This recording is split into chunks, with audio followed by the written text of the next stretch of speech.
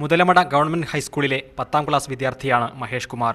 1500, 3000 metre ഓട്ടമത്സരങ്ങളിൽ കഴിഞ്ഞ വർഷത്തെ സംസ്ഥാന കായികമേളയിൽ പാലക്കാടിനായി മത്സരിച്ചിരുന്നത് മഹേഷായിരുന്നു. ഇപ്പോൾ എറണാകുളത്ത് നടക്കുന്ന അന്തർസംസ്ഥാന ക്ലബ്ബ് കായിക മത്സരത്തിന് പോകാനായി ബാഗും വസ്ത്രങ്ങളും എടുക്കാൻ സ്കൂളിൽ നിന്നും വീട്ടിൽ വന്നതായിരുന്നു മഹേഷ്.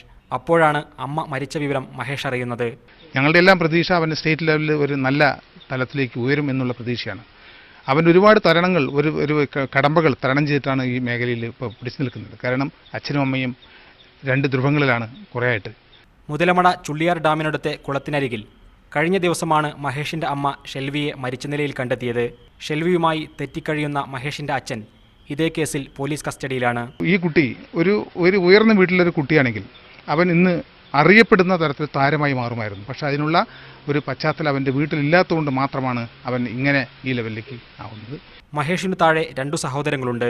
ആരുടെയെങ്കിലും കനിവുണ്ടെങ്കിലേ ഇവർക്ക് വിശപ്പടക്കാനുള്ള ഭക്ഷണം പോലും ലഭിക്കൂ. ക്യാമറ പേഴ്സൺ ഷിജു ചിറ്റൂരിനൊപ്പം BK സുഹൈൽ, മീഡിയ 1 പാലക്കാട്.